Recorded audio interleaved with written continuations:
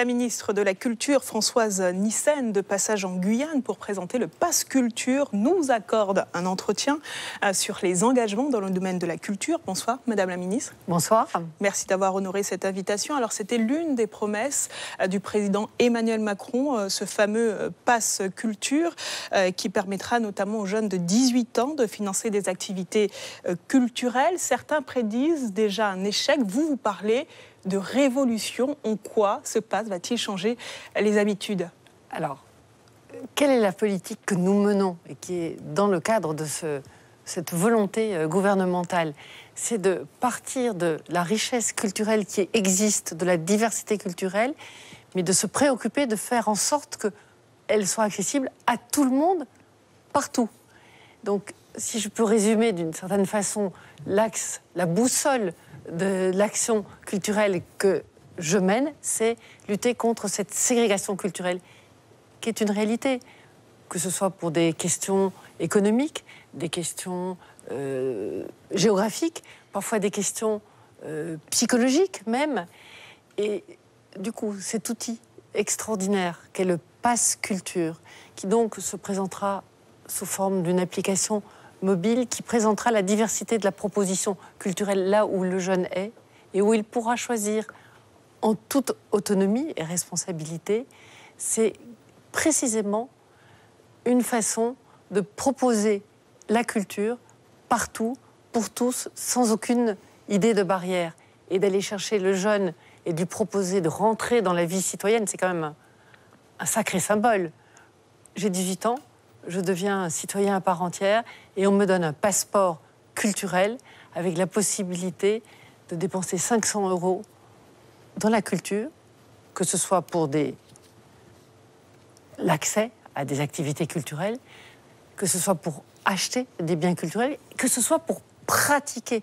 Et ça, c'est important de noter, pour de la pratique culturelle. Alors, vous avez parlé également de GPS de la culture, donc on l'a vu, ce pass qui est fait de façon avec une application mobile qui permettra de découvrir l'ensemble de l'offre en ligne. Durant 2 jours, vous êtes en Guyane, vous avez vécu la réalité guyanaise avec justement ces problèmes de télécommunication. La Guyane a été coupée du monde pendant 2 jours sans Internet. Là, on a encore le sentiment que c'est un modèle venu de l'Hexagone qui sera calqué en Guyane sans pour autant prendre en compte les réalités guyanaises, Madame la Ministre. Si je suis venue sur le terrain, si on a décidé qu'un des terrains d'expérimentation de ce Pass Culture, je parle bien d'expérimentation et d'élaboration, puisqu'il s'agit de réfléchir à son élaboration, on a choisi 4 territoires. Et la Guyane en est un. On a choisi un territoire dans le Bas-Rhin, l'Hérault, Seine-Saint-Denis, et la Guyane. Alors, est-ce que ça veut dire qu'il y aura des changements en fonction de nos réalités, ce manque de connexion Internet? C'est d'abord la vie culturelle telle qu'elle se passe partout là où elle est. Donc, on va s'appuyer là-dessus. Et il était important de venir travailler en fonction de cette vie culturelle.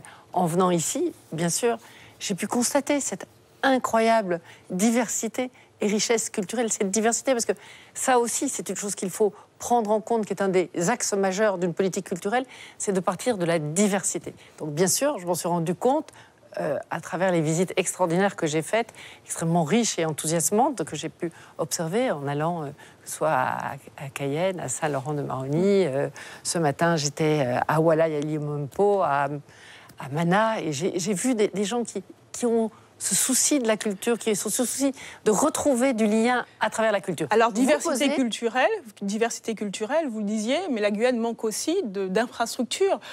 Peu de salles de spectacle, pas de cinéma dans l'intérieur de la Guyane. Est-ce qu'on ne met pas la charrue avant les bœufs avec ce pass, justement, parce qu'il manque une offre concrète au niveau de la Guyane? Alors, j'ai vu des lieux, j'ai vu des possibilités, et les lieux seront créés par les gens. Donc ce qui est important, c'est d'abord qu'il y ait cette envie de culture, cette possibilité de culture, et de s'appuyer déjà sur ce qui existe.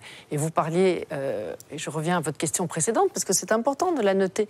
C'est vrai que c'est un outil qui va fonctionner avec Internet. Et bien justement, c'est une des promesses du gouvernement, et c'est une des ambitions, c'est que toutes les zones soient couvertes de façon satisfaisante. Et on peut se réjouir qu'à la faveur du choix de la Guyane comme terrain d'expérimentation pour le Pass Culture, ce sera une occasion tout à fait ciblée et opportune de penser et de trouver les remèdes. Et les remèdes, il doit y avoir, hein, il y a des partenaires, on a quand même Arianesat, on peut travailler avec l'EDF, on vient de parler avec vos équipes qui font un travail extraordinaire au niveau en parfaite complicité, radio, télé, en allant sur les territoires, en essayant de réfléchir les moyens pour diffuser les informations à partir des territoires.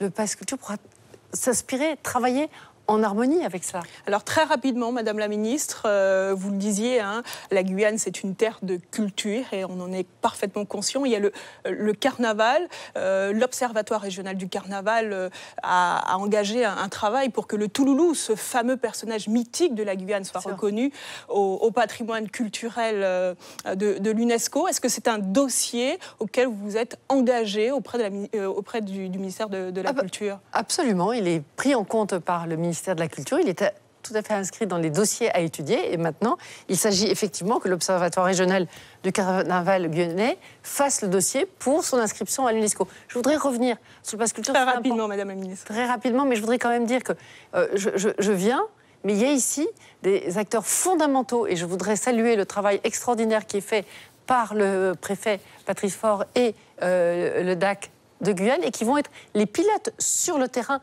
et les référents pour continuer à travailler parce que ce n'est pas juste un passage, c'est un travail qui démarre et qui doit se poursuivre pour que la culture soit accessible pour tous partout en fonction de la richesse et de la spécificité et de la diversité de ce qui se passe ici. Merci Françoise Nyssen de nous avoir accordé cette interview. Merci encore.